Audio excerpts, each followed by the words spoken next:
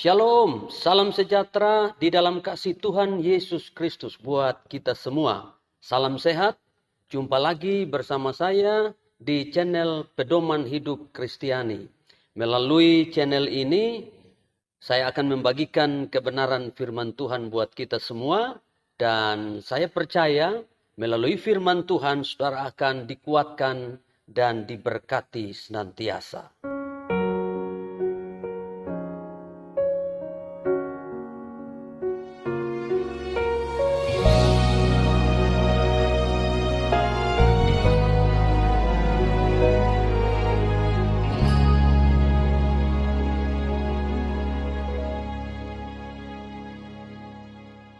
Takkan ragu ku berjalan di dalam lembah yang kelam. Ku tak takut sebab Engkau besertaku.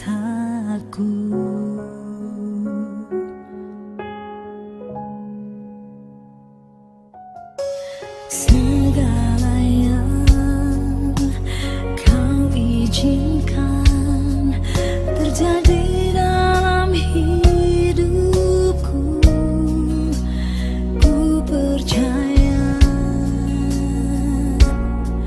mendatangkan kebaikan. Bapa, ku percaya rancangan-Mu indah. Bapa, ku percaya Kau turut bekerja dalam segala hal, mendatangkan kebaikan bagiku.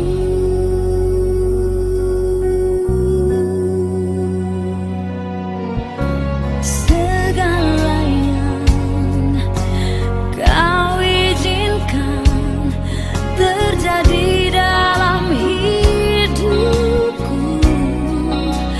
ku percaya mendatangkan kebaikan.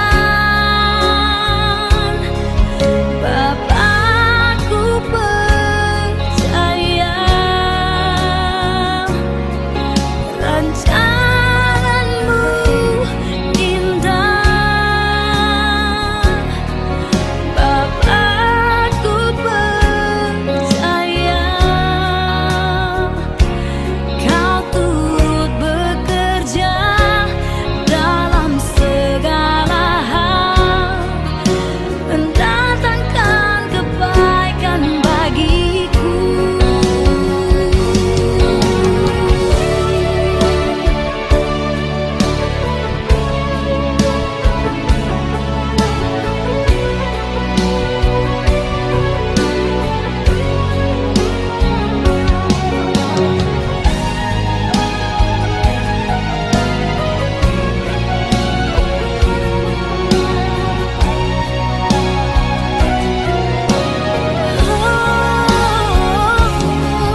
Bapa, ku percaya rancangan-Mu indah. Bapa, ku percaya rancangan-Mu indah. Bapa, ku percaya Kau turut bekerja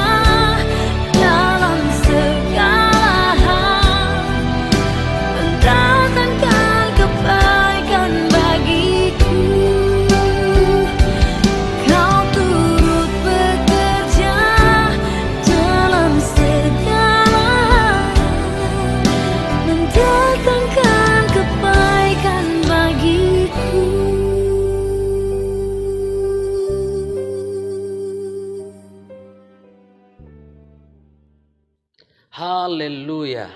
Baik Bapak Ibu, saudara-saudara yang diberkati Tuhan, kita akan masuk dalam pembacaan dan renungan firman Tuhan. Dan bacaan firman Tuhan buat kita hari ini terdapat dalam Habakuk pasal 3 ayat 17 sampai ayat 19. Habakuk 3 ayat 17 sampai dengan ayat 19, demikian bunyi firman Tuhan. Sekalipun pohon ara tidak berbunga, pohon anggur tidak berbuah, hasil pohon zaitun mengecewakan, sekalipun ladang-ladang tidak menghasilkan bahan makanan, kambing domba terhalau dari kurungan, dan tidak ada lembu sapi dalam kandang. Namun aku akan bersorak-sorak di dalam Tuhan, beria-ria di dalam Allah yang menyelamatkan aku. Allah Tuhanku itu kekuatanku. Ia membuat kakiku seperti kaki rusa. Ia membiarkan aku berjejak di bukit-bukitku. Demikian pembacaan firman Tuhan untuk kita hari ini. Bapak Ibu saudara-saudara yang diberkati Tuhan, bagian ini mengisahkan tentang krisis yang dialami oleh Habakuk dan umat Allah karena bangsa Kasdim menyerang dan memasuki wilayah mereka serta merampas dan merusak semua hasil pertanian dan hasil ternak mereka.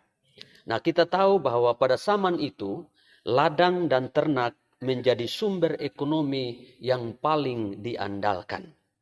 Nah, yang menarik dalam cerita ini adalah bukan mengapa krisis itu terjadi, melainkan bagaimana respon dan sikap Habakuk dalam menghadapi situasi yang sulit itu. Dan inilah yang akan menjadi renungan kita pada kesempatan ini.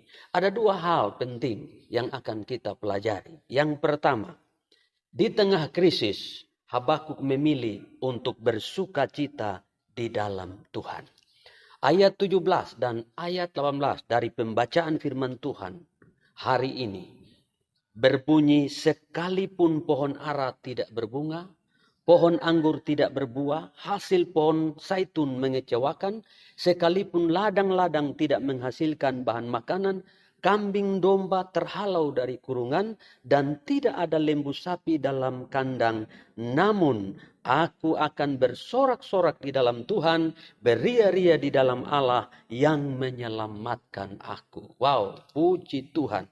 Nah, saudara sekalian, di tengah krisis, Habakuk memilih untuk bersukacita, bersorak-sorai, dan memuji-muji Tuhan. Nah, Bapak Ibu saudara sekalian, normalnya jika seorang berada dalam situasi yang sulit, ia pasti bersedih. Ia pasti berduka cita. Namun Habakuk justru sebaliknya. Ia memilih untuk bersukacita, bersorak-sorai, dan beria-ria di dalam Tuhan. Ini contoh yang baik bagi kita untuk kita teladani di dalam kehidupan kita. Mengapa demikian? Karena bagi Habakuk, Tuhan itu adalah keselamatannya. Tuhan itu adalah sumber hidupnya. Bukan pangan yang melimpah atau bukan materi yang banyak. Selain itu, kita harus punya prinsip bahwa tantangan hidup, pergumulan hidup tidak boleh mengambil atau merampas sukacita kita di dalam Tuhan. Kita harus memilih untuk memuji Tuhan. Karena pilihan untuk memuji Tuhan di tengah situasi yang sulit, itu lebih baik daripada kita duduk dan meratapi keadaan sulit yang kita alami. Sebab dengan kita memuji Tuhan, dengan kita bersorak-sorai di dalam Tuhan, maka kita menjadi kuat di tengah situasi apapun yang kita alami di dalam hidup kita. Lebih dari itu, kita harus yakin bahwa sukacita kita itu tidak ditentukan oleh situasi di sekitar kita. Sukacita kita tidak ditentukan oleh kepemilikan materi atau uang yang banyak atau pangan yang melimpah. Melainkan karena Tuhan sumber sukacita itu bertakhta di dalam hati kita. Haleluya.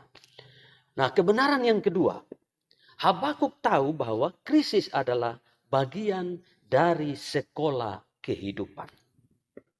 Krisis kehidupan itu diizinkan Tuhan. Maksudnya supaya kita dididik dan dilatih untuk menjadi orang-orang yang kuat. Orang-orang yang tahan uji dalam menghadapi pergumulan, tantangan, dan badai kehidupan. Ayat 19 dari bacaan kita berkata, Allah Tuhanku itu kekuatanku. Ia membuat kakiku seperti kaki rusa. Ia membiarkan aku berjejak di bukit-bukitku. Nah, ayat ini mengajarkan kepada kita beberapa hal. Yaitu bahwa di tengah situasi yang sulit. Pertama, Tuhan akan memberi kita kekuatan. Sehingga kita mampu melewati setiap situasi sulit yang kita hadapi di dalam kehidupan kita. Tidak ada pergumulan, tidak ada tantangan, tidak ada situasi sulit yang tidak bisa kita lewati kalau kita bersama dengan Tuhan. Itu sebabnya Rasul Paulus di dalam Filipi pasal 4 ayat 13. Ia berkata, segala perkara dapat kutanggung di dalam Dia yang memberi kekuatan kepadaku. Segala perkara, bukan satu perkara. Nah, saudara, yang kedua, melalui tantangan, melalui krisis kehidupan, Tuhan mau membuat kaki kita untuk berlari dengan cepat seperti kaki rusa. Nah, kita dimampukan oleh Tuhan untuk berlari dengan cepat.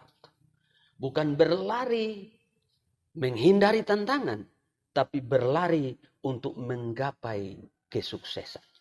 Mungkin selama ini saudara hanya berdiam diri di tempat, atau mungkin saudara berjalan, bahkan mungkin saudara berlari, tetapi kecepatan lari saudara masih di bawah rata-rata. Maka melalui tantangan dan pergumulan yang kita alami dalam hidup kita, Tuhan menghentak kita untuk kita berlari dengan cepat, melebihi kecepatan sebelumnya. Berlari dengan cepat untuk menggapai kesuksesan yang Tuhan sudah sediakan buat kita di depan. Nah, di dalam ayat bacaan kita ayat 19 ini juga ada kalimat yang menarik yang menyatakan Tuhan membiarkan aku berjejak di bukit-bukitku. Kata membiarkan di situ itu berarti Tuhan mengizinkan supaya saudara dan saya berjejak, berjalan di atas bukit-bukit, di atas gunung-gunung. Artinya Tuhan sedang melatih dan mendidik kita untuk mampu berjalan, berlari, melintasi setiap bukit-bukit, setiap gunung-gunung yang ada di depan kita. Apakah itu bukit atau gunung pergumulan, tantangan, masalah, kesulitan hidup. Melalui latihan atau didikan yang Tuhan izinkan terjadi dalam hidup kita, kita dibangun menjadi orang-orang yang kuat berlari dan mampu melintasi atau melewati setiap bukit-bukit atau gunung-gunung persoalan, pergumulan, tantangan di dalam kehidupan kita. Bapak, Ibu, saudara-saudara yang dikasihi oleh Tuhan Yesus Kristus. Saya mau katakan begini, bahwa tantangan, pergumulan, krisis kehidupan akan selalu ada. Tetapi jangan takut, sebab saudara dan saya tidak sendirian. Tapi Tuhan selalu bersama kita dan Tuhan akan selalu memberi kita kekuatan untuk bisa mengatasi semua itu. Bahkan lebih dari itu, Tuhan melatih, Tuhan mendidik kita supaya melalui krisis kehidupan yang kita alami, kita bisa lebih kuat. Kita bisa menjadi prajurit Kristus yang militan. Kita bisa berlari lebih cepat dari sebelumnya untuk menggapai keberhasilan, kemenangan, kesuksesan yang Tuhan telah janjikan bagi kita. Bahkan melalui tantangan, pergumulan, dan krisis kehidupan yang Tuhan izinkan, saudara dan saya akan melihat dan mengalami kebaikan demi kebaikan di dalam hidup saudara dan saya. Itu sebabnya Roma pasal 8 ayat 28 Alkitab berkata bahwa Allah turut bekerja dalam segala hal untuk mendatangkan kebaikan bagi kita semua yang mengasihi Tuhan, yaitu semua kita yang terpanggil sesuai dengan rencana Allah. Haleluya. Tetap kuat dan hadapi setiap tantangan, pergumulan dan krisis kehidupan yang saudara dan saya alami dalam hidup ini dengan pemahaman yang benar, dengan sikap iman yang benar, dan bersiaplah untuk mengalami kebaikan demi kebaikan Tuhan di tengah-tengah atau di balik setiap krisis kehidupan yang saudara dan saya alami di dalam hidup ini. Tuhan Yesus memberkati kita semua. Amin.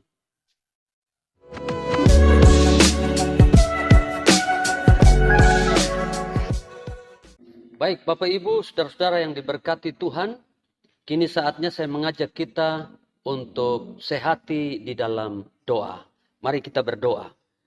Bapa di surga, kami berterima kasih untuk firman-Mu yang sudah mengingatkan kami untuk kami senantiasa bersuka cita di dalam Tuhan di tengah-tengah situasi sulit apapun yang kami alami di dalam kehidupan kami.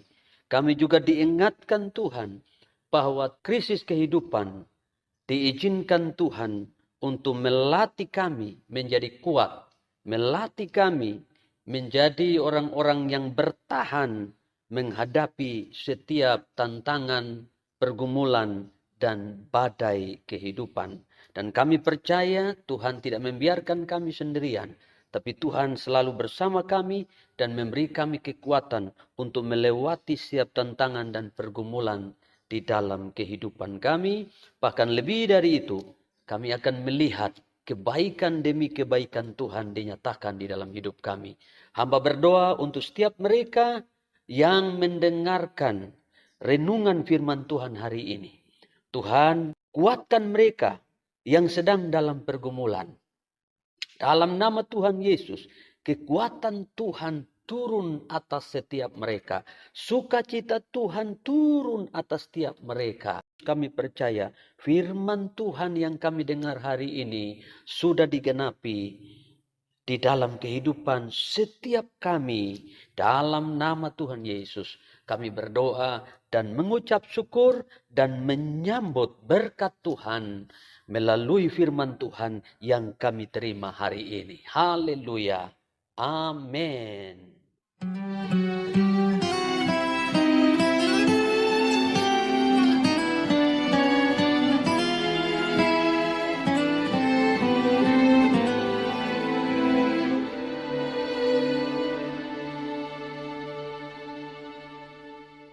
Ku hidup karena percaya, bukan karena melihat.